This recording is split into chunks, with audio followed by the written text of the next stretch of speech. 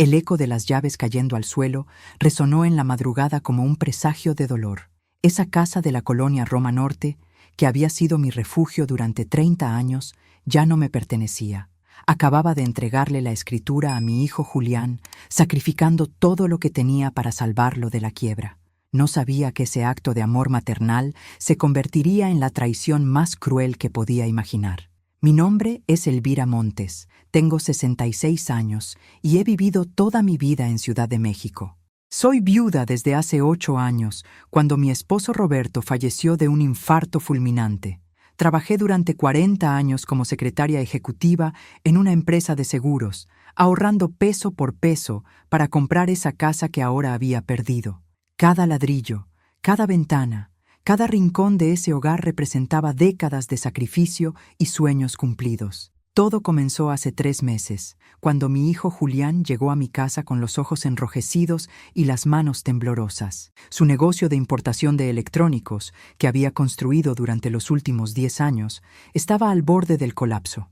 Los bancos le habían negado todos los créditos y sus acreedores amenazaban con demandarlo si no pagaba los 2.8 millones de pesos que debía antes del Día de Muertos. «Mamá, lo voy a perder todo», me dijo con la voz quebrada, arrodillándose frente a mi sillón preferido. «Mi casa, mi negocio, todo por lo que he trabajado. Los bancos no me quieren dar un préstamo porque dicen que soy un riesgo. Necesito una garantía, algo que respalde el crédito». La fecha era significativa. Faltaban exactamente 2 semanas para el Día de Muertos, esa festividad que siempre habíamos celebrado juntos desde que era niño. Recordé cómo corrían por la casa pintándose la cara de calavera, ayudándome a preparar el altar para su padre. Ese año, el altar estaría dedicado no solo a Roberto, sino también a la muerte de mi seguridad económica. Cuando le dije que podría hipotecar mi casa para ayudarlo, sus ojos se llenaron de lágrimas. «No, mamá, no puedo pedirte eso. Es tu hogar, tu seguridad». Pero yo ya había tomado la decisión. Era mi único hijo, la única familia que me quedaba en este mundo. ¿Qué clase de madre sería si no lo ayudara en su momento más desesperado? El proceso fue dolorosamente rápido. La casa, valuada en 2 millones de pesos, fue vendida en apenas una semana a un precio de 2.9 millones para conseguir el dinero rápidamente. Después de pagar las deudas de Julián y los gastos legales, me quedaban apenas 80,000 pesos para empezar una nueva vida. Él me juró que en 6 meses, cuando su negocio se recuperara, me ayudaría a comprar otra casa o a vivir cómodamente en un departamento. «Te lo prometo, mamá», me dijo abrazándome con fuerza el día que firmamos los papeles. «Voy a cuidarte siempre. Eres la mejor madre del mundo y no voy a defraudarte. En unos meses vamos a estar celebrando mi recuperación económica». Ese abrazo me dio una tranquilidad que ahora me parece ingenua.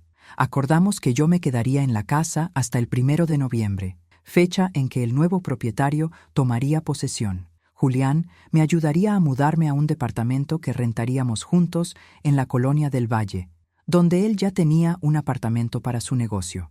Los últimos días de octubre fueron una mezcla de nostalgia y esperanza. Empaqué mis pertenencias con cuidado, separando las fotografías familiares, los recuerdos de Roberto y los pocos objetos de valor que tenía. Julián vino varias veces a ayudarme, siempre cariñoso, siempre prometiendo que todo saldría bien. Si estás disfrutando esta historia y quieres saber qué pasó cuando llegué a buscar mis cosas esa noche fatídica, no olvides darle like a este video para apoyar el canal. También suscríbete para no perderte el resto de esta increíble historia y déjame un comentario diciéndome desde dónde me estás viendo y qué hora es allí. Tu apoyo significa mucho para mí y me ayuda a seguir contando estas historias que necesitan ser escuchadas. La noche del 31 de octubre llegó como una pesadilla disfrazada de rutina. Había acordado con Julián que pasaría a recoger las últimas cajas de mis pertenencias a las 8 de la noche, después de su horario de trabajo. Durante todo el día había sentido una extraña ansiedad, como si mi corazón presintiera la traición que estaba por descubrir. Conduje mi viejo Tsuru 2010 por las calles de la colonia Roma Norte, observando por última vez los lugares que habían sido parte de mi vida durante 3 décadas. La panadería donde compraba el pan dulce de los domingos, la farmacia donde conocían todos mis medicamentos, el parque donde había llevado a Julián cuando era niño. Todo se alejaba de mi vida como páginas arrancadas de un libro. Al llegar a mi antigua casa, lo primero que noté fue que las luces estaban apagadas, completamente apagadas. No había un solo destello de luz en las ventanas, ni siquiera el resplandor tenue que solía dejar encendido en el pasillo. El jardín frontal, que siempre mantenía impecable, se veía descuidado, con hojas secas acumulándose contra la puerta principal. Saqué las llaves de mi bolsa con manos temblorosas. Aunque ya no era legalmente mi casa, Julián me había asegurado que podría entrar a recoger mis cosas hasta esa noche. Al insertar la llave en la cerradura, ésta giró con dificultad, como si no hubiera sido usada en días. Al abrir la puerta, me recibió un silencio sepulcral y una corriente de aire frío que me erizó la piel. Busqué el interruptor de luz con la familiaridad de 30 años viviendo en ese lugar, pero al encenderlo, el shock me paralizó por completo. La casa estaba vacía, completamente vacía. No quedaba ni un solo mueble, ni las cajas que había empacado cuidadosamente durante días, ni la mesa del comedor donde habíamos celebrado tantas cenas familiares, ni el sofá donde Julián se quedaba dormido viendo televisión cuando venía a visitarme, ni siquiera los electrodomésticos que él me había prometido ayudarme a transportar. Caminé por cada habitación como un fantasma visitando los restos de su propia vida. En mi recámara, donde había pasado noches enteras cosiendo la ropa de Julián cuando era niño, no quedaba ni el clavo donde colgaba el retrato de Roberto. En la cocina, donde había preparado miles de comidas con amor, faltaban hasta los gabinetes que habían estado empotrados en las paredes desde la construcción de la casa. El piso de madera, que había lustrado con tanto cuidado durante años, mostraba las marcas rectangulares donde habían estado los muebles, como cicatrices que contaban la historia de una vida que había sido brutalmente arrancada de cuajo. Mi respiración se volvió irregular. Las piernas me temblaban mientras trataba de procesar lo que estaba viendo. ¿Cómo era posible que todo hubiera desaparecido? Julián me había dicho que vendríamos juntos a empacar las últimas cosas. Me había prometido que mis pertenencias estarían seguras hasta este momento. Saqué mi teléfono con manos temblorosas y marqué su número. 1, 2, 3 veces. Todas las llamadas se iban directamente al buzón de voz. Su mensaje grabado, que decía: «Hola, soy Julián. Deja tu mensaje después del tono», sonaba ahora como una burla cruel. Salí de la casa caminando como sonámbula y me dirigí a la casa de los vecinos de al lado, los señores García, que habían sido testigos de mi vida durante todos estos años. La señora Marta García había sido mi confidente durante las noches difíciles después de la muerte de Roberto, y su esposo, don Raúl, siempre me ayudaba con las reparaciones menores de la casa. Toqué el timbre con insistencia. Don Raúl abrió la puerta en pijama, con cara de sorpresa al verme a esa hora. «Elvira, ¿qué haces aquí tan tarde? Pensé que ya te habías mudado», me dijo con genuina preocupación en su voz. «Don Raúl, mi casa está vacía. Todo ha desaparecido». «¿Usted vio algo? ¿Vino Julián por las cosas?», le pregunté con la voz entrecortada. La expresión en su rostro cambió inmediatamente. Se puso serio y miró hacia mi antigua casa antes de responder. «Elvira, ven, pasa. Marta, ven acá», gritó hacia el interior de su casa. «Elvira está aquí y necesita hablar con nosotros». La señora Marta apareció en bata y pantuflas, con la cara llena de preocupación. Al verme en ese estado, inmediatamente me abrazó. «Ay, hija, ¿qué pasó?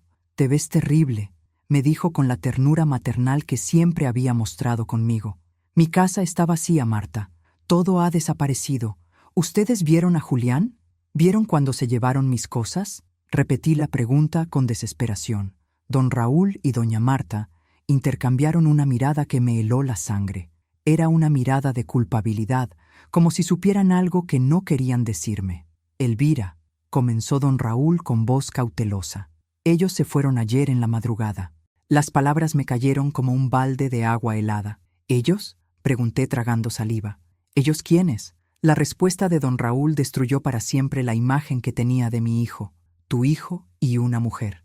Las palabras de don Raúl resonaron en mi cabeza como campanas funerarias. «Tu hijo y una mujer». Cada sílaba se clavaba en mi corazón como un puñal, mientras mi mente luchaba por procesar la magnitud de la traición que acababa de descubrir. «¿Una mujer?», repetí con voz temblorosa. aferrándome al brazo de doña Marta para no caer. ¿Qué mujer? Julián no me había mencionado que estuviera saliendo con alguien. Doña Marta me guió hacia su sala y me hizo sentar en el sofá. Don Raúl se quedó de pie, moviendo nerviosamente sus manos, como si no supiera cómo continuar con la conversación.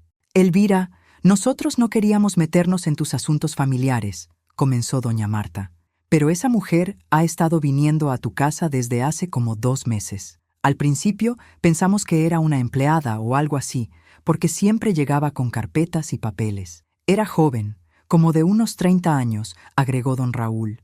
Rubia, con ropa elegante, siempre llegaba en un BMW blanco. Nosotros pensamos que tal vez era su contadora o su socia de negocios. Sentí como si el piso se abriera bajo mis pies. Durante todos esos meses que Julián había venido a pedirme ayuda, mientras yo me sacrificaba vendiendo mi casa para salvarlo de la quiebra, él había estado manteniendo una relación secreta con una mujer que, por lo que describían mis vecinos, tenía dinero. ¿Y ayer qué fue lo que vieron exactamente?, pregunté, aunque una parte de mí no quería escuchar la respuesta. Don Raúl se sentó frente a mí y tomó aire profundamente antes de continuar. Llegaron como a las 4 de la madrugada con un camión de mudanzas. No era uno pequeño, era de esos grandes, de los que usan las empresas de mudanzas profesionales. Traían como 6 hombres cargando todo. Se llevaron absolutamente todo, Elvira, continuó doña Marta. Los muebles, los electrodomésticos, hasta las plantas del jardín. Trabajaron hasta como las 8 de la mañana.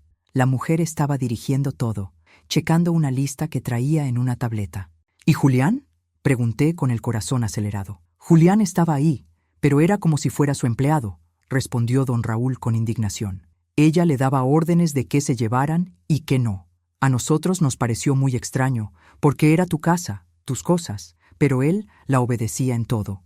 Doña Marta puso su mano sobre la mía. Nosotros pensamos que tú sabías, que habías acordado la mudanza con ellos. Si hubiéramos sabido que no estabas enterada, habríamos salido a preguntarles qué estaba pasando. En ese momento, mi teléfono comenzó a sonar.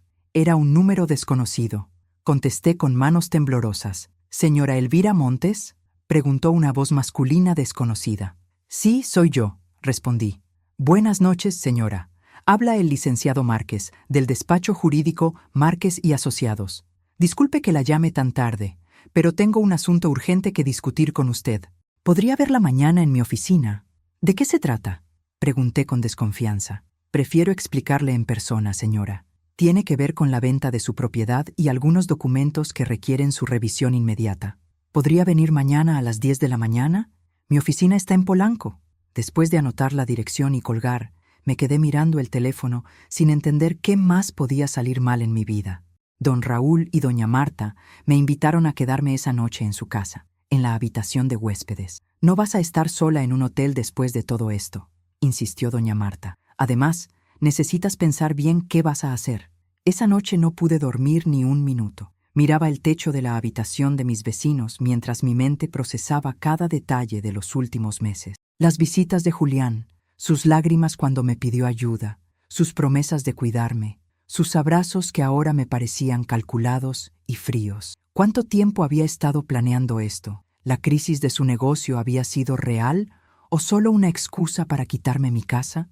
¿Quién era esa mujer rubia que había estado visitando mi hogar sin que yo lo supiera? Al amanecer, tomé una decisión que cambiaría todo. Recordé que tenía el contacto de la hermana de Roberto, mi cuñada Esperanza, que trabajaba como investigadora privada. Ella siempre me había dicho que si algún día necesitaba ayuda con algo legal o personal, no dudara en llamarla. Marqué su número a las 7 de la mañana. Esperanza, soy Elvira. Necesito tu ayuda urgentemente, le dije sin preámbulos. Elvira, ¿qué pasó? Te escuchas terrible, respondió con preocupación. Le conté toda la historia, desde la venta de mi casa hasta el descubrimiento de la mudanza clandestina. Esperanza escuchó en silencio, y cuando terminé, pude escuchar su respiración agitada del otro lado de la línea. Elvira, esto huele muy mal. Julián te estafó, y si hay una mujer involucrada con dinero, esto puede ser mucho más grande de lo que pensamos, me dijo. Dame toda la información que tengas, nombres, fechas, el nombre del notario que manejó la venta, todo. Voy a empezar a investigar inmediatamente. Pero Esperanza, es mi hijo. le dije con la voz quebrada. Precisamente por eso, Elvira, porque es tu hijo, y porque lo que te hizo no tiene perdón. Vamos a descubrir toda la verdad, y te aseguro que vas a recuperar lo que es tuyo. Esa mañana, mientras me preparaba para la cita con el abogado, tomé la decisión más difícil de mi vida. Marqué el número de Julián una última vez, pero esta vez no para suplicarle explicaciones, sino para dejarle un mensaje que cambiaría nuestras vidas para siempre. Con el teléfono en mano y el corazón latiendo como tambor de guerra, marqué el número de Julián por última vez. Como en las ocasiones anteriores, la llamada se fue directamente al buzón de voz. Pero esta vez, cuando escuché el pitido que indicaba que podía dejar mi mensaje, las palabras que salieron de mi boca fueron calculadas, firmes y devastadoras. Julián, comencé con una voz que no reconocía como mía, una voz que había encontrado fuerza en el fondo de mi dolor. Sé exactamente lo que hiciste. Sé de la mujer rubia. Sé del camión de mudanzas a las 4 de la madrugada. Sé que te llevaste absolutamente todo de mi casa sin mi consentimiento. Creí que eras mi hijo, pero un hijo no destroza a su madre de esta manera. Hice una pausa, sintiendo cómo las lágrimas rodaban por mis mejillas, pero mi voz se mantuvo firme. Vendí mi casa, mi única seguridad, para salvarte de la quiebra. Sacrifiqué 30 años de trabajo y sueños porque creí en ti, porque pensé que eras el hombre honrado que tu padre y yo criamos, pero me equivoqué. No solo me robaste mi dinero, me robaste mi hogar, mis recuerdos, mi futuro. Mi respiración se aceleró, pero continué. Espero que esa mujer y tú sean muy felices con todo lo que me quitaron. Espero que duerman tranquilos sabiendo que una mujer de 66 años está en la calle por su culpa. Pero quiero que sepas algo, Julián. Esto no se va a quedar así. Voy a pelear por lo que es mío, y cuando todo salga a la luz, el mundo va a saber qué clase de hijo tienes. Colgué el teléfono y me quedé sentada en la habitación de mis vecinos, sintiendo una extraña mezcla de liberación y devastación. Era la primera vez en mi vida que le hablaba así a mi hijo, la primera vez que lo confrontaba de esa manera. 2 horas después, mientras me arreglaba para ir a la cita con el abogado, mi teléfono comenzó a sonar. Y no paró de sonar durante las siguientes 3 horas. Julián me llamó 30 veces. Cada llamada que ignoraba era una pequeña victoria. Cada timbre del teléfono era la confirmación de que mi mensaje había dado en el blanco. Después de 30 años de ser la madre comprensiva, la que siempre perdonaba, la que justificaba todos sus errores, finalmente había encontrado mi voz. A las 10 en punto, llegué a la oficina del licenciado Márquez en Polanco. Era un edificio corporativo elegante, con pisos de mármol y ventanales que ofrecían una vista impresionante de la ciudad. La recepcionista, una mujer joven de modales refinados, me guió hacia una sala de juntas donde me esperaba el abogado. El licenciado Márquez era un hombre de unos 50 años, canoso, con lentes y un aire de seriedad que me tranquilizó inmediatamente. Se levantó para saludarme y noté que tenía varios folders sobre la mesa. Señora Montes, gracias por venir. Sé que debe estar confundida por mi llamada de anoche, comenzó mientras me invitaba a sentarme. Pero antes de explicarle por qué la contacté, necesito hacerle algunas preguntas para confirmar cierta información. Por favor, respondí, sintiéndome como si estuviera en una película de suspenso. ¿Es cierto que usted vendió su propiedad de la colonia Roma Norte para ayudar a su hijo Julián Montes con problemas financieros de su negocio? Sí, es correcto, confirmé. ¿Y es cierto que el precio de venta fue de 2.9 millones de pesos, pagados de contado? Sí. El licenciado abrió uno de los folders y sacó varios documentos. Señora Montes, represento a la señora Valeria Sandoval, quien es la actual propietaria de su antigua casa. Ella compró la propiedad de buena fe, pero ha descubierto algunas irregularidades en la transacción que la tienen muy preocupada. Mi corazón comenzó a latir más rápido. ¿Qué tipo de irregularidades? Primero, déjeme preguntarle, ¿conoce usted a la señora Valeria Sandoval? No, nunca he escuchado ese nombre, respondí honestamente. El licenciado asintió y continuó. La señora Sandoval es una empresaria de 32 años, dueña de varias boutiques de ropa exclusiva en la ciudad. Ella creía que estaba comprando la casa directamente a usted, pero ahora se ha dado cuenta de que quien manejó toda la transacción fue su hijo Julián. ¿Cómo es eso posible? Yo firmé todos los papeles de venta, protesté. Efectivamente, usted firmó, pero según nuestras investigaciones, su hijo ya tenía un compromiso de venta con la señora Sandoval desde hace 3 meses, mucho antes de que él le pidiera ayuda a usted con sus supuestos problemas financieros. Sentí como si me hubieran golpeado en el estómago. ¿Está diciendo que Julián ya había vendido mi casa antes de pedirme que la vendiera para ayudarlo? Exactamente. Y hay más, continuó el licenciado. La señora Sandoval pagó 3.8 millones de pesos por la propiedad, no 2.9 millones como a usted le dijeron. Su hijo se quedó con la diferencia de 900,000 pesos. El mundo se desplomó a mi alrededor. No solo me había robado mi casa y mis pertenencias, sino que además me había robado casi 1 millón de pesos adicional. ¿Pero por qué me está contando esto?, pregunté con voz entrecortada. Porque la señora Sandoval quiere hacer las cosas bien. Cuando se enteró de que usted había sido engañada por su propio hijo, decidió que quería conocerla y ver si podían llegar a un acuerdo que beneficie a ambas. El licenciado se inclinó hacia adelante. Señora Montes, la señora Sandoval no solo quiere devolverle los 900,000 pesos que su hijo le robó, también quiere ofrecerle un trabajo como administradora de una de sus boutiques, con un salario de 25,000 pesos mensuales, más prestaciones. No podía creer lo que estaba escuchando.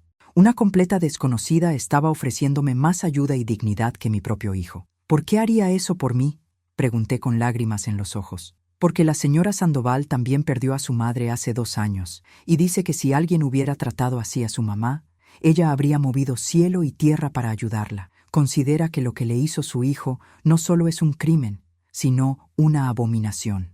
En ese momento, mi teléfono volvió a sonar. Era Julián, otra vez. Esta vez, decidí contestar. «Mamá, gracias a Dios que contestas. He estado llamándote toda la mañana. Necesito explicarte lo que pasó», comenzó con voz desesperada. «Ya no necesitas explicarme nada, Julián», le respondí con una calma que me sorprendió a mí misma. «Ya sé todo. Sé de Valeria, sé de los 900,000 pesos que te robaste, sé que vendiste mi casa antes de pedirme ayuda».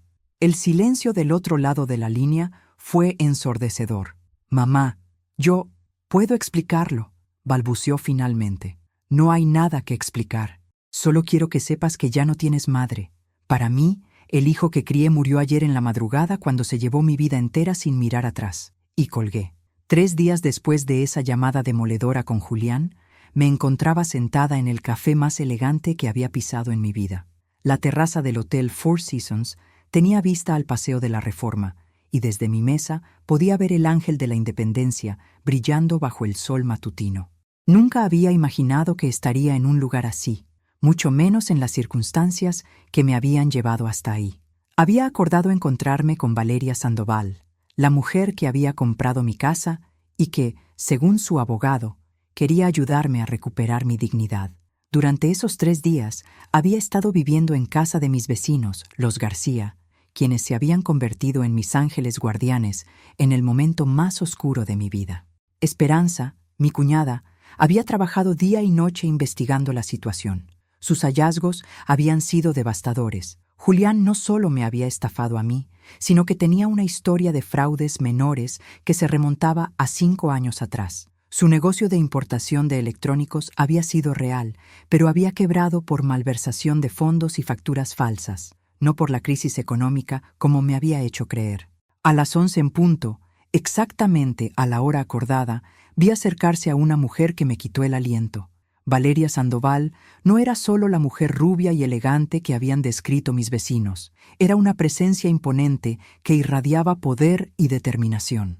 Vestía un traje sastre negro de corte impecable, llevaba una bolsa de diseñador que probablemente costaba más que mi salario de 3 meses, y caminaba con la seguridad de alguien acostumbrada a dominar cualquier situación. «¿Señora Elvira Montes?», preguntó con una sonrisa que parecía genuina al acercarse a mi mesa. «Sí, soy yo», respondí levantándome para saludarla. Su apretón de manos fue firme, decidido. Sus ojos verdes me estudiaron por un momento antes de que se sentara frente a mí.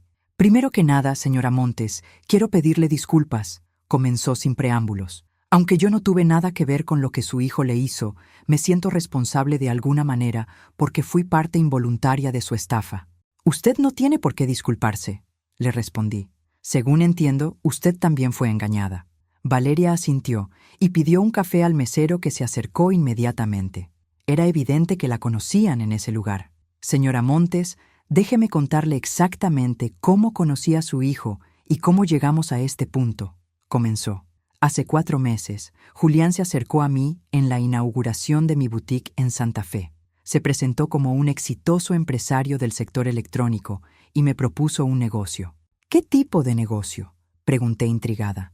Él sabía que yo estaba buscando una casa en la zona de la Roma Norte para convertirla en mi residencia y oficina principal.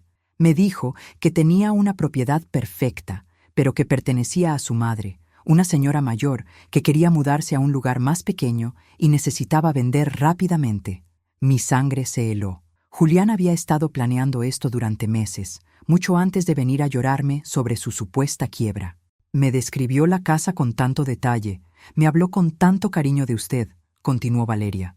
Me dijo que usted era una mujer trabajadora que había enviudado recientemente y que quería empezar una nueva vida en un departamento más cómodo. Me hizo creer que la venta era idea suya. ¿Y usted le creyó?, pregunté sin poder ocultar mi amargura. Al principio sí. Julián es muy convincente, muy carismático. Además, me ofreció un precio muy competitivo para una casa en esa zona. Según mi investigación de mercado, propiedades similares estaban cotizándose entre 4.2 y 4.5 millones de pesos. Él me ofreció la suya en 3.8 millones. Pero usted nunca habló conmigo directamente, observé. Exacto, y eso debió haber sido una señal de alarma, admitió Valeria. Julián siempre tenía una excusa para explicar por qué no podía hablar directamente con usted. Que estaba de viaje visitando a una hermana en Guadalajara, que estaba en el hospital cuidando a una amiga enferma, que prefería que él manejara todos los aspectos técnicos porque usted no entendía de trámites legales. Cada palabra de Valeria era como una puñalada. Mi hijo había construido toda una red de mentiras sobre mí, pintándome como una mujer frágil e incapaz. La primera vez que sospeché que algo no estaba bien fue hace 2 semanas, continuó Valeria. Julián me había asegurado que la casa estaría completamente vacía para el 1 de noviembre, lista para que yo me mudara. Pero cuando pasé por ahí para tomar medidas para mis muebles nuevos, vi que todavía había una señora mayor trabajando en el jardín. Esa era yo, murmuré. Julián me dijo que era la jardinera que usted había contratado para dejar todo bonito antes de la entrega. Pero algo en la forma en que esa señora cuidaba las plantas, como si fueran suyas, me hizo sospechar. Valeria tomó un sorbo de su café antes de continuar. Decidí contratar a un investigador privado para verificar toda la información que Julián me había dado. Lo que descubrimos me horrorizó. Su hijo no solo la había manipulado para que vendiera su casa, sino que había falsificado varios documentos para acelerar el proceso. ¿Qué tipo de documentos?, pregunté alarmada. Por ejemplo, había un supuesto contrato de arrendamiento de un departamento en la del Valle a su nombre, con fecha de octubre, para justificar por qué usted necesitaba vender la casa rápidamente. También había una carta médica falsa que indicaba que usted tenía problemas de movilidad y necesitaba mudarse a un lugar de una sola planta. La traición era más profunda de lo que había imaginado. Julián no solo me había robado, había inventado una versión falsa de mi vida para justificar su estafa. Cuando confirmé que usted había sido víctima de su propio hijo, tomé una decisión, continuó Valeria. No podía quedarme con una casa que había sido comprada con el dolor de una madre traicionada. ¿Qué está proponiendo exactamente?, pregunté. Valeria sacó una carpeta de su bolsa y la puso sobre la mesa. Señora Montes, quiero ofrecerle 3 opciones. Primera, le devuelvo los 900,000 pesos que su hijo se robó y usted conserva el dinero de la venta para empezar su nueva vida. Segunda, le devuelvo completamente la casa pagándole a usted los 3.8 millones que yo pagué y buscamos la manera de que Julián me reembolse. Tercera, nos convertimos en socias. ¿Socias?, pregunté confundida. Tengo una propuesta de negocios que podría cambiar su vida, señora Montes. Pero antes de explicársela, necesito saber algo. ¿Está dispuesta a luchar contra su hijo para recuperar no solo su dinero, sino su dignidad? En ese momento, mi teléfono sonó. Era Julián, otra vez. Esta vez lo puse en altavoz para que Valeria pudiera escuchar. Mamá, por favor, déjame explicarte. Todo lo que hice fue para protegerte. Valeria es una mujer peligrosa, tiene conexiones con gente mala. Yo solo quería alejarte de ella, comenzó con voz desesperada. Valeria y yo nos miramos. Ella alzó una ceja y sonrió con ironía. Julián, le respondí con una voz que no reconocía como mía. Estoy aquí sentada con Valeria Sandoval. Ella me está escuchando. ¿Quieres repetir lo que acabas de decir? El silencio del otro lado de la línea fue absoluto. Hola, Julián, dijo Valeria tomando mi teléfono. Soy esa mujer peligrosa de la que le hablas a tu madre. ¿Sabes qué es lo más peligroso de mí? Que tengo los recursos y la determinación para asegurarme de que pagues por cada peso que le robaste a tu madre y por cada lágrima que le has hecho derramar. Colgó y me devolvió el teléfono. Ahora sí, señora Montes, me dijo con una sonrisa que prometía venganza. ¿Está lista para que su hijo aprenda lo que cuesta traicionar a una madre? Las palabras de Valeria resonaron en el aire como una declaración de guerra. Su propuesta de convertirme en su socia había despertado algo en mí que creía perdido para siempre. La esperanza de recuperar no solo mi dinero, sino mi dignidad y mi futuro. Señora Montes, continuó Valeria mientras sacaba más documentos de su carpeta, he investigado exhaustivamente la situación de su hijo y he descubierto que esta no es la primera vez que comete fraude. Mi equipo legal ha encontrado al menos 3 casos similares en los últimos 5 años. ¿3 casos? Pregunté incrédula. Sí, una señora de 58 años en la colonia Condesa que perdió su negocio de costura porque Julián la convenció de invertir sus ahorros en su empresa de electrónicos. Un señor mayor en Xochimilco que hipotecó su casa para prestarle dinero a Julián, quien le prometió devolverle el doble en 6 meses. Y una pareja de jubilados en Tlalpan que invirtieron su fondo de retiro en uno de sus negocios seguros. Cada revelación era como un golpe al estómago. El hijo que había criado no solo me había traicionado a mí, era un depredador que se especializaba en aprovecharse de personas mayores. ¿Qué pasó con esas personas?, pregunté con la voz entrecortada. Todos perdieron su dinero. Julián siempre tuvo excusas perfectas, crisis económicas, problemas con proveedores, facturas impagadas, y siempre prometía devolver todo en cuanto se recuperara su negocio. Valeria se inclinó hacia adelante, con una intensidad en sus ojos que me tranquilizó y me asustó al mismo tiempo. Pero aquí es donde entra mi propuesta, señora Montes. Yo no solo quiero ayudarla a recuperar su dinero, quiero que ayudemos a todas esas personas que han sido víctimas de su hijo. ¿Cómo?, pregunté. Fundando una organización dedicada a proteger a adultos mayores de fraudes familiares, una empresa que combine servicios legales, investigación privada y apoyo psicológico para personas que han sido víctimas de estafas perpetradas por sus propios familiares. La idea me pareció grandiosa, pero abrumadora. Valeria, yo agradezco enormemente su ayuda, pero no sé nada de negocios. Soy una secretaria jubilada, y precisamente por eso es perfecta para esto, respondió Valeria con convicción. Usted entiende el dolor de ser traicionada por un hijo, conoce la humillación de perder su hogar por confiar en la familia, sabe lo que se siente estar en la calle a los 66 años sin saber hacia dónde voltear. Sus palabras me llegaron al corazón, pero aún tenía dudas. Además, continuó Valeria, yo aporto el capital inicial y los contactos legales. Usted aporta la experiencia real, la credibilidad con las víctimas y la sabiduría de quien ha vivido esta pesadilla en carne propia. Sacó una hoja de cálculo y la puso frente a mí. Esto es lo que propongo. Una inversión inicial de 5 millones de pesos para establecer la organización. Oficinas en una zona céntrica, un equipo de abogados especializados en derecho familiar y penal, investigadores privados, psicólogos y un fondo de emergencia para ayudar a víctimas en situaciones críticas. Los números me marearon. Valeria, eso es mucho dinero. Para mí no, respondió simplemente. Mis boutiques generan alrededor de 3 millones de pesos mensuales. Esta inversión representaría menos de 2 meses de ingresos, pero el impacto que podríamos tener sería invaluable. ¿Y qué ganaría usted con esto?, pregunté con desconfianza. Valeria sonrió, pero esta vez su sonrisa era triste. Señora Montes, cuando tenía 12 años, mi abuelo perdió su casa porque mi tío lo convenció de firmar unos papeles que supuestamente eran para proteger la propiedad de impuestos. Mi abuelo terminó sus días viviendo en un asilo público, mientras mi tío vendía la casa y se iba a vivir a Estados Unidos. Su voz se quebró ligeramente.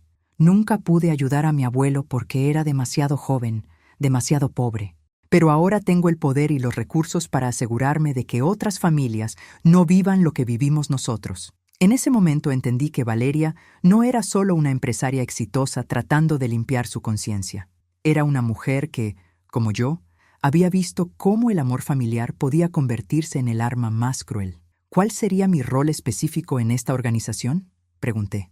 Directora de Atención a Víctimas, respondió inmediatamente. Usted sería la primera persona que hablaría con cada víctima que llegara a nosotros. Su trabajo sería escucharlas, entender su situación y acompañarlas durante todo el proceso de recuperación. ¿Y el salario?, pregunté, sintiéndome un poco avergonzada por preocuparme por el dinero en medio de una conversación tan emotiva. 50,000 pesos mensuales, más prestaciones de ley, más un bono anual equivalente al 10% de las recuperaciones exitosas que logremos para nuestros clientes. No podía creer lo que estaba escuchando. Era más dinero del que había ganado en toda mi vida. Pero hay una condición, continuó Valeria. ¿Cuál?, pregunté nerviosamente. Su primer caso tiene que ser el suyo propio. Quiero que demandemos a Julián civil y penalmente. Quiero que recupere hasta el último peso que le robó. Y quiero que él vaya a la cárcel por fraude. Es mi hijo, murmuré. No, me corrigió Valeria con firmeza. Un hijo no hace lo que él le hizo. Julián es un delincuente que aprovechó el amor de una madre para enriquecerse. Y si nosotras no lo detenemos, va a seguir destruyendo vidas. Tomé aire profundamente. En los últimos días había descubierto que mi hijo era un mentiroso, un ladrón y un manipulador. Pero también había descubierto que yo era más fuerte de lo que jamás imaginé. ¿Cuándo empezamos?, pregunté. Valeria sonrió y sacó su teléfono. Ahora mismo.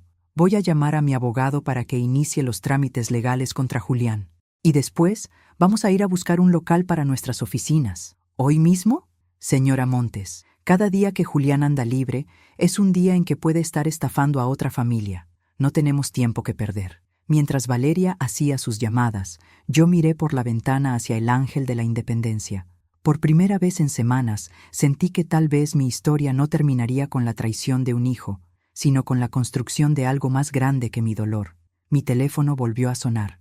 Era Julián, como había estado haciendo cada 2 horas durante los últimos 3 días. Esta vez, decidí contestar. «¿Mamá?». Su voz sonaba desesperada. «Hola, Julián», le respondí con una calma que me sorprendió. «Tengo algo que decirte». «Mamá, gracias a Dios que contestas. Necesito verte. Puedo explicarte todo. Valeria es una mujer peligrosa, tiene antecedentes penales, está tratando de manipularte». «Julián», lo interrumpí, «acabas de cometer un error muy grave». «¿Qué error?». «Valeria está aquí conmigo, escuchando cada palabra que dices, y ahora mismo está grabando esta conversación para presentarla como evidencia de difamación en la demanda que vamos a presentar contra ti». El silencio del otro lado fue total. «Ah, y otra cosa, Julián. Ya no soy solo tu madre traicionada. Ahora soy la directora de atención a víctimas de una organización que se dedica a perseguir a estafadores como tú. Y adivina quién va a ser nuestro primer caso». Colgué y miré a Valeria, quien había terminado sus llamadas y me observaba con una sonrisa de orgullo. «¿Está lista para cambiar su vida, señora Montes?». «Más que lista», respondí. «Estoy lista para la guerra». Una semana después de mi encuentro con Valeria, me encontraba parada frente al espejo de mi nuevo departamento en la colonia Polanco, vistiendo el primer traje sastre de mi vida. Valeria había insistido en que una directora de atención a víctimas debía proyectar poder y confianza, y había contratado a una consultora de imagen para ayudarme con mi nueva apariencia profesional. El departamento, un elegante 2 recámaras con vista panorámica de la ciudad, era parte del paquete de beneficios que Valeria había incluido en mi contrato. Una directora no puede vivir de la caridad de sus vecinos, me había dicho cuando yo protesté por tanta generosidad. Necesita un hogar digno que refleje su nueva posición.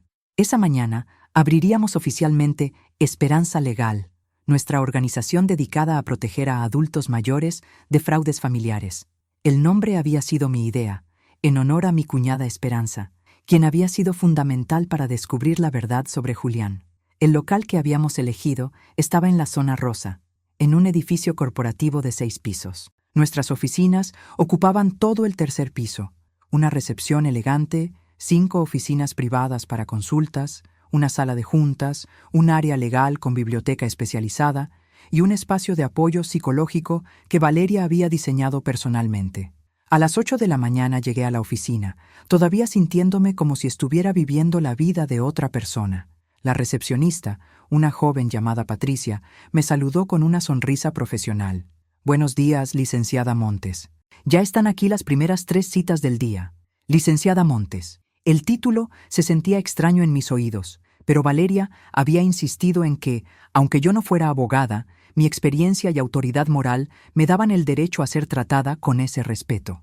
Mi primera cita era con el señor Fernando Aguirre, de 63 años, quien había perdido su taller mecánico porque su hijo mayor lo había convencido de hipotecarlo para invertir en un negocio de transporte que nunca existió. Al entrar a mi oficina, reconocí inmediatamente en sus ojos el mismo dolor que había visto en el espejo durante las últimas semanas. «Señor Aguirre», le dije invitándolo a sentarse, «cuénteme su historia. Aquí está en un lugar seguro». Durante los siguientes 40 minutos, escuché una historia devastadoramente familiar.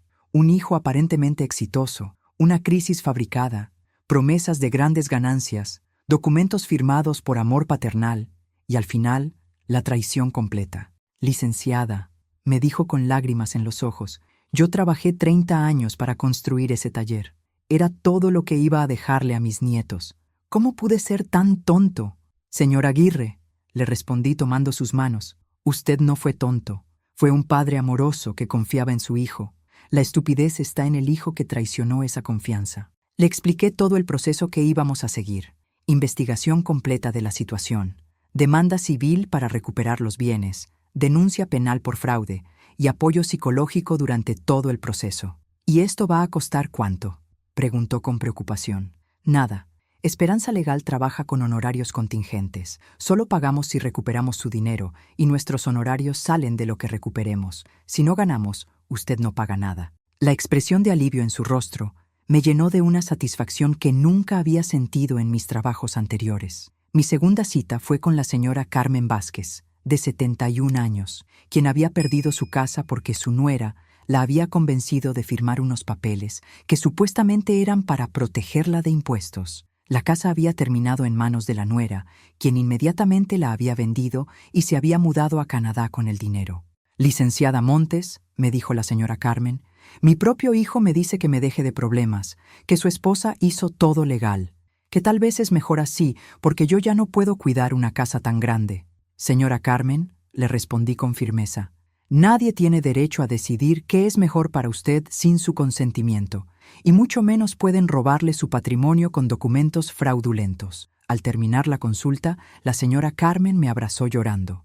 «Gracias por tratarme como si mi vida importara», me susurró al oído. Mi tercera cita del día fue la más impactante. Los señores Roberto y María Elena Castillo, de 68 y 65 años respectivamente, habían perdido no solo su casa, sino también su negocio familiar de panadería, porque su hijo menor los había convencido de firmar poderes notariales en caso de emergencia médica.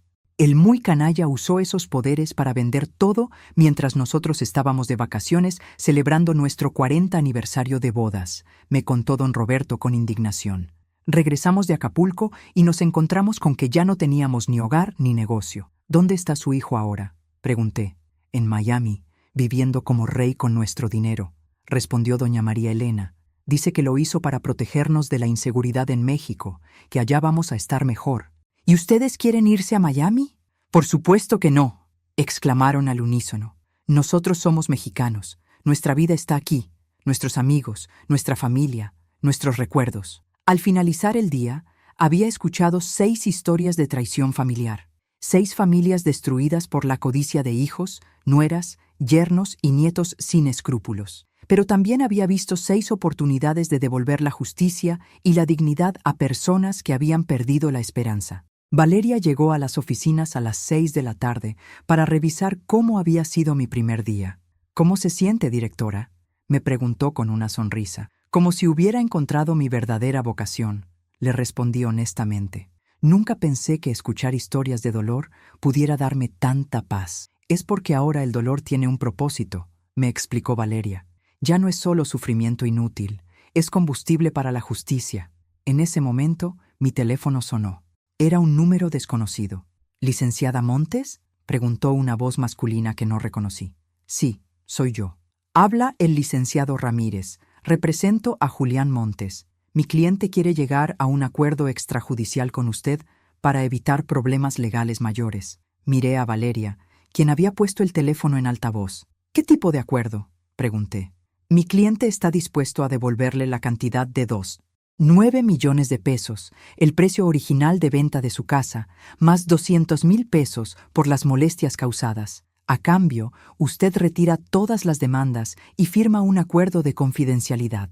Valeria me hizo una seña para que no contestara inmediatamente. Licenciado Ramírez, le respondí, dígale a su cliente que mi respuesta es no. Julián me debe 8 millones de pesos, que es lo que realmente valía mi casa, más 500,000 pesos en daños y perjuicios, más todos mis muebles y pertenencias personales, más una disculpa pública. Señora, esa cantidad es imposible. Mi cliente no tiene esos recursos. Entonces dígale que empiece a buscarlos, porque si no llega a un acuerdo justo conmigo, va a necesitar mucho más dinero para pagar abogados durante los próximos años. Colgué y Valeria me aplaudió. Excelente respuesta. Ahora Julián sabe que ya no está tratando con la madre manipulable de antes. ¿Crees que acepte nuestras condiciones?, pregunté. No importa si acepta o no, respondió Valeria. Lo importante es que ahora él sabe que tiene una guerra en sus manos, y nosotras sabemos cómo ganar guerras. Esa noche, mientras me preparaba para dormir en mi nuevo hogar, reflexioné sobre cómo había cambiado mi vida en apenas 2 semanas. Había pasado de ser una víctima silenciosa a ser la voz de otras víctimas. Había transformado mi dolor en propósito y mi traición en misión. Mañana tendría que enfrentar nuevas historias de familias rotas, pero ya no me daban miedo.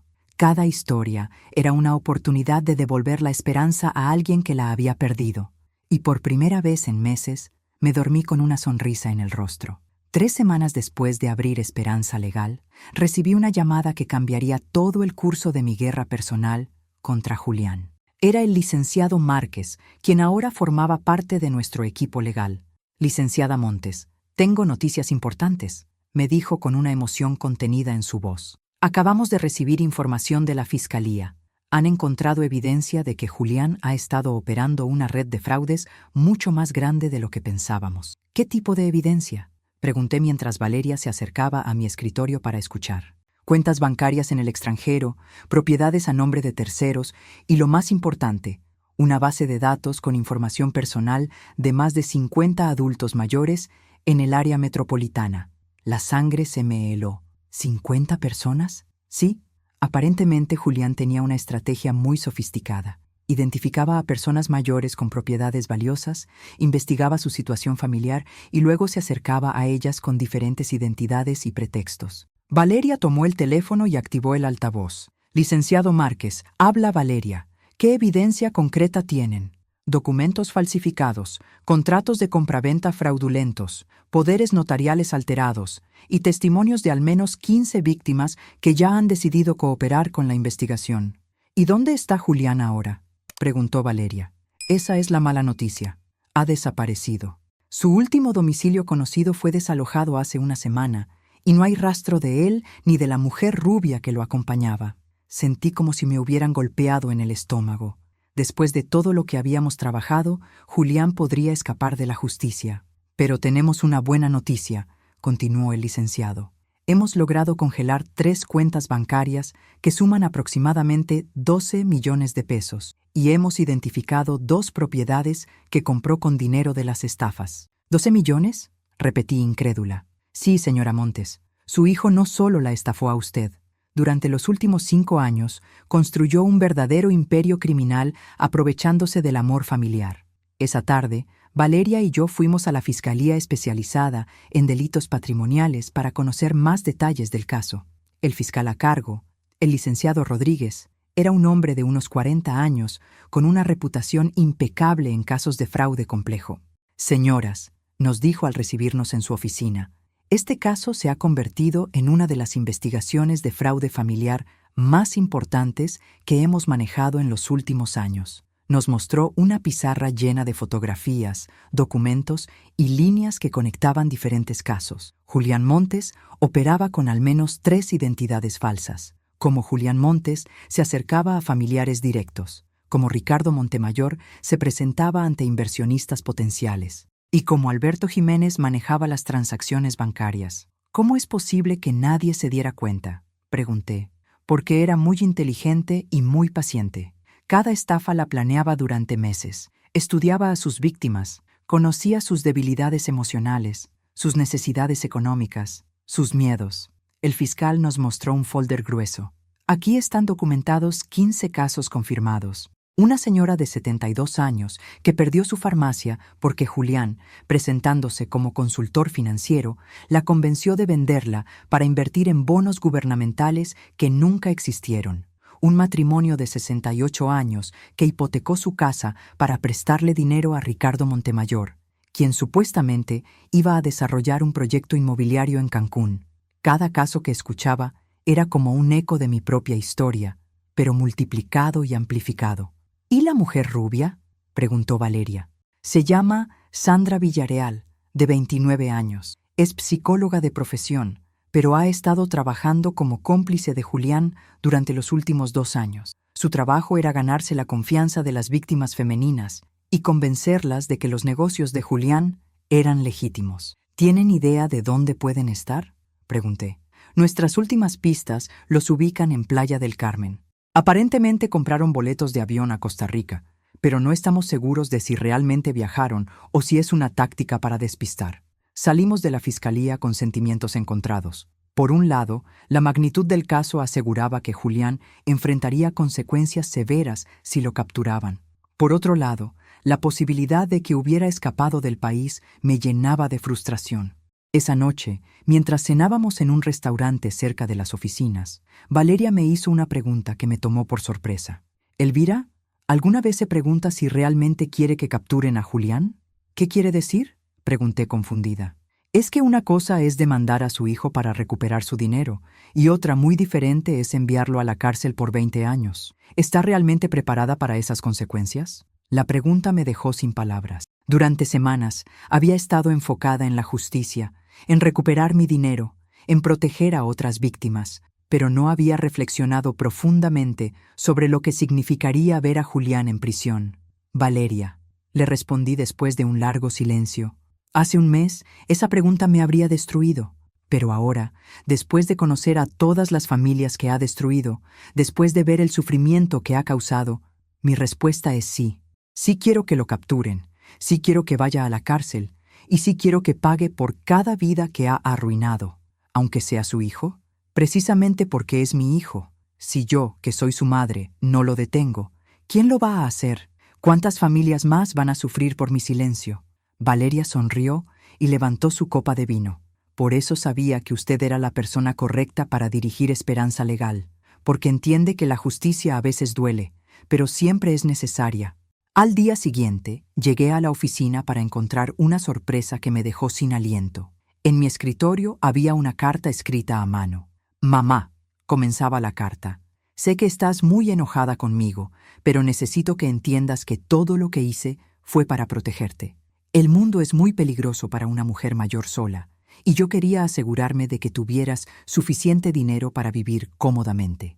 La carta continuaba con justificaciones patéticas y manipulaciones emocionales que me habrían funcionado hace 2 meses, pero que ahora me parecían insultos a mi inteligencia. He decidido regresar a México para aclarar este malentendido. Nos vemos el viernes a las 6 de la tarde en el café donde solíamos desayunar cuando yo era niño. Ven sola. Tengo una propuesta que va a solucionar todos nuestros problemas. La carta estaba firmada. Tu hijo que te ama, Julián. Llamé inmediatamente a Valeria y al licenciado Márquez. 1 hora después, los 3 estábamos reunidos en mi oficina planificando lo que podría ser el final de esta pesadilla. «Es obviamente una trampa», dijo Valeria. «Quiere que vaya sola para manipularla emocionalmente. O para silenciarla permanentemente», agregó el licenciado Márquez con preocupación. «No me importa si es una trampa», les dije con determinación. «Voy a ir, pero no voy a ir sola, y no voy a ir desprotegida». «¿Qué propone?», preguntó Valeria. «Que montemos nuestra propia trampa. Julián quiere verme vulnerable y sola. Vamos a darle exactamente lo que espera, pero con una sorpresa que jamás va a olvidar. El viernes a las 6 de la tarde, mi vida cambiaría para siempre. Solo faltaba decidir si sería para bien o para mal. El viernes llegó con una lluvia torrencial que parecía presagiar la tormenta emocional que estaba por enfrentar. A las 5 de la tarde, me encontraba en el baño de las oficinas de Esperanza Legal, observando mi reflejo en el espejo mientras me preparaba para el encuentro más importante de mi vida. Llevaba puesto un micrófono diminuto, escondido bajo mi blusa, cortesía del equipo de investigadores privados que Valeria había contratado. También portaba un dispositivo de rastreo GPS en mi bolsa y una aplicación de emergencia en mi teléfono que podía activar con un solo toque. ¿Estás segura de que quiere hacer esto?, me preguntó Valeria por quinta vez en la hora. Más segura que nunca, le respondí.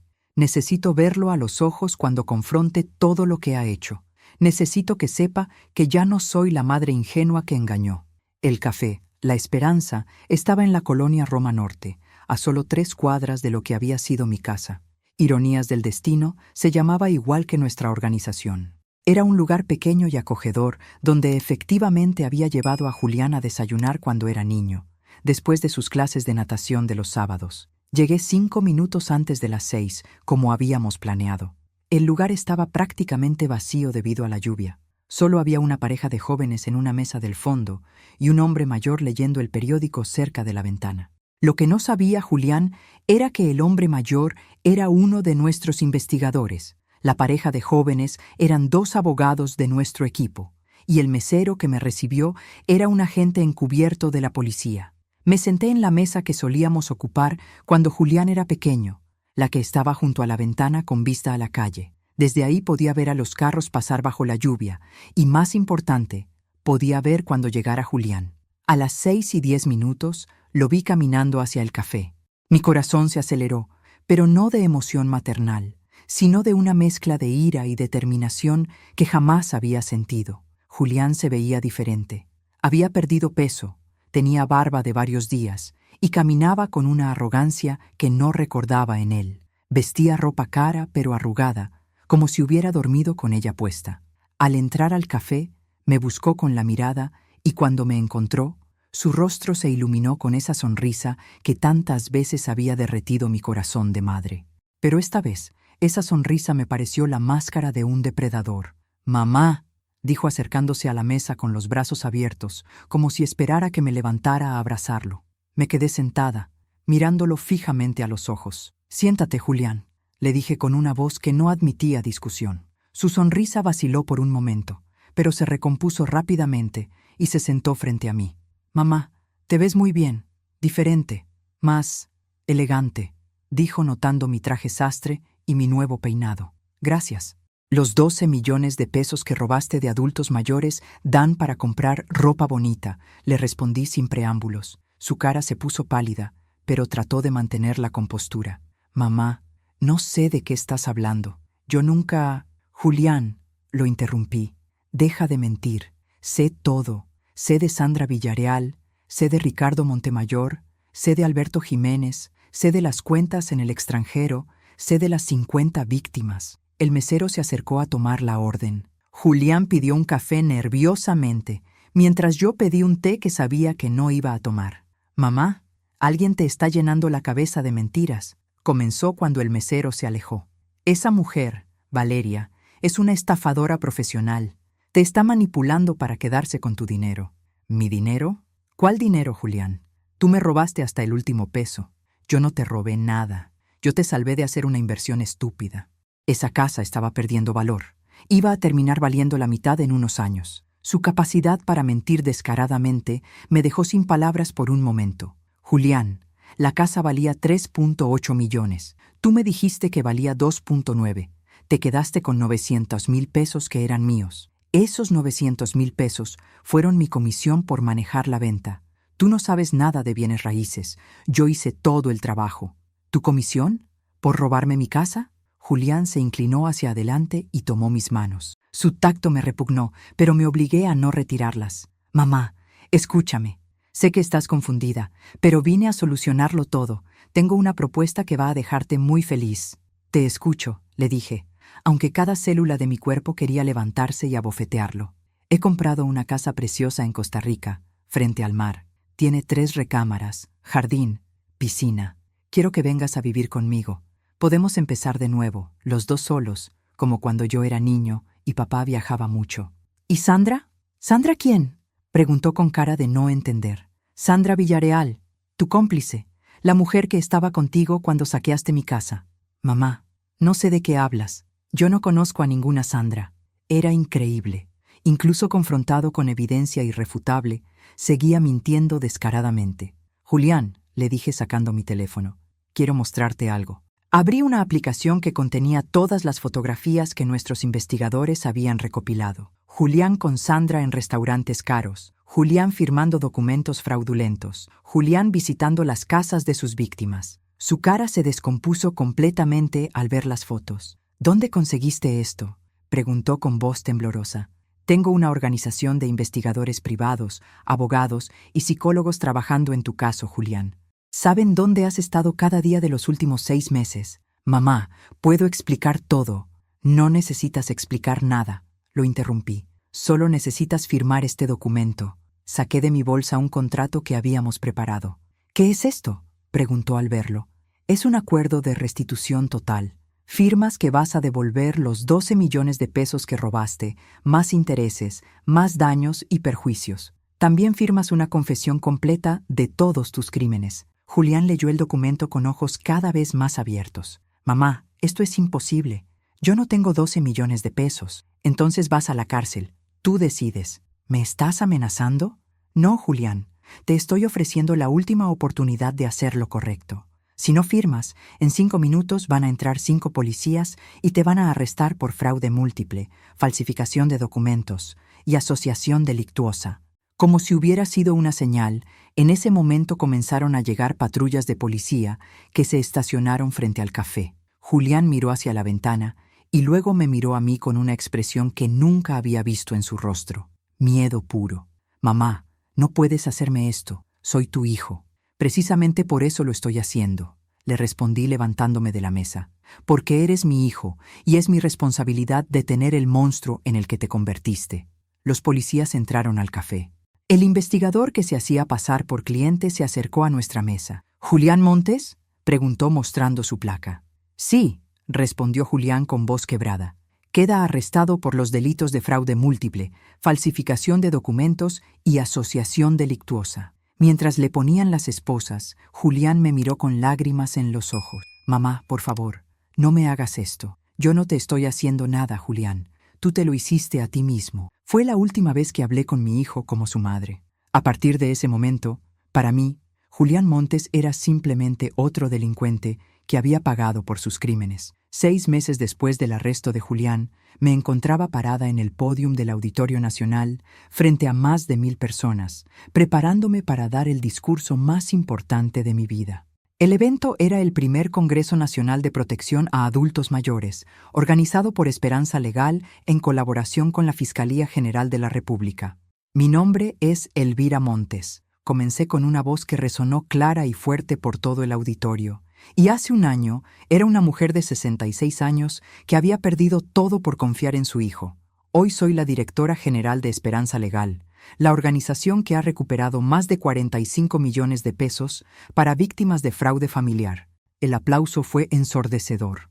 En la primera fila podía ver a Valeria, sonriendo con orgullo, al lado de todas las personas que habíamos ayudado durante estos meses. Don Fernando Aguirre había recuperado su taller mecánico. La señora Carmen había logrado que su nuera fuera extraditada de Canadá y había recuperado su casa. Los señores Castillo habían reabierto su panadería, que ahora era más próspera que nunca. Cuando mi hijo me robó mi casa, mis ahorros y mi dignidad, pensé que mi vida había terminado. Continué. Creí que moriría pobre, sola y traicionada, pero descubrí algo que cambió todo. El dolor compartido se convierte en fuerza, y la fuerza compartida se convierte en justicia. Durante esos 6 meses, Esperanza Legal había crecido de manera exponencial. Teníamos oficinas en 5 estados de la República, un equipo de 40 profesionales y habíamos manejado más de 200 casos de fraude familiar. Nuestro éxito había llamado la atención de medios internacionales y organizaciones de derechos humanos. Pero quiero hablarles no solo de los números, sino de las vidas que hemos cambiado. Continué. Quiero hablarles de don Raúl, de 73 años, que recuperó la cafetería que su nieto había vendido sin su consentimiento. De doña Patricia, de 68 años, que logró que su yerno le devolviera los 800,000 pesos que había robado de su cuenta de jubilación. De la familia Hernández, que recuperó la casa que habían perdido por un fraude orquestado por su propia hija. El público escuchaba en silencio absoluto. Muchas personas lloraban, identificándose con las historias que relataba. En estos meses he aprendido que el maltrato hacia adultos mayores por parte de familiares es una epidemia silenciosa en nuestro país. Cada día, decenas de personas pierden su patrimonio, su dignidad y su futuro por confiar en hijos, nietos, nueras y yernos sin escrúpulos. Hice una pausa y busqué entre el público el rostro de mi cuñada Esperanza, quien había sido fundamental en todo este proceso. Pero también he aprendido que cuando las víctimas encuentran su voz y se unen, pueden vencer a cualquier depredador, sin importar qué tan sofisticado sea su plan. En ese momento, las pantallas del auditorio mostraron los resultados que habíamos logrado. 45 millones de pesos recuperados, 78 propiedades devueltas a sus legítimos dueños, 34 detenidos por fraude familiar y más de 500 familias reunificadas después de resolver conflictos patrimoniales. Hoy quiero anunciar la expansión internacional de Esperanza Legal, dije mientras la pantalla mostraba un mapa de América Latina. Gracias al apoyo de organizaciones internacionales, abriremos oficinas en Colombia, Perú, Ecuador y Guatemala, países donde el problema del maltrato patrimonial hacia adultos mayores también es alarmante. El aplauso fue aún más fuerte que el anterior. Pero lo más importante que quiero compartir con ustedes hoy no son nuestros logros profesionales, sino lo que he aprendido sobre el perdón y la justicia. Continué con la voz ligeramente quebrada. La semana anterior, había recibido una carta de Julián desde la prisión donde cumplía una condena de 15 años. En la carta, por primera vez, había reconocido completamente sus crímenes y había pedido perdón genuino no solo a mí, sino a todas sus víctimas. Mi hijo Julián me escribió desde la cárcel.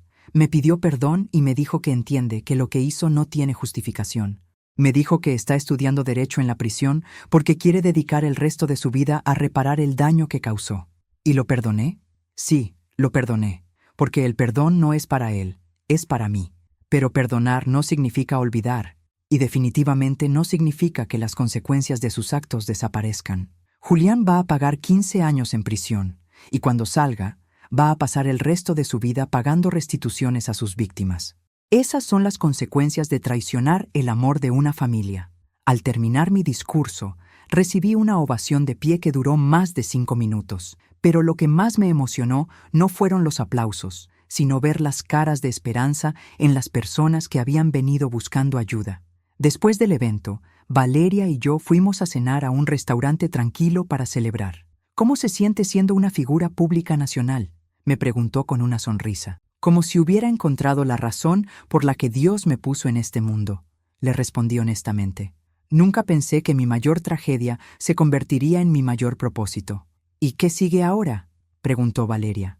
Escribir un libro sobre nuestra experiencia, expandir el programa de capacitación para investigadores y establecer un fondo permanente para víctimas en situación de emergencia. Valeria levantó su copa.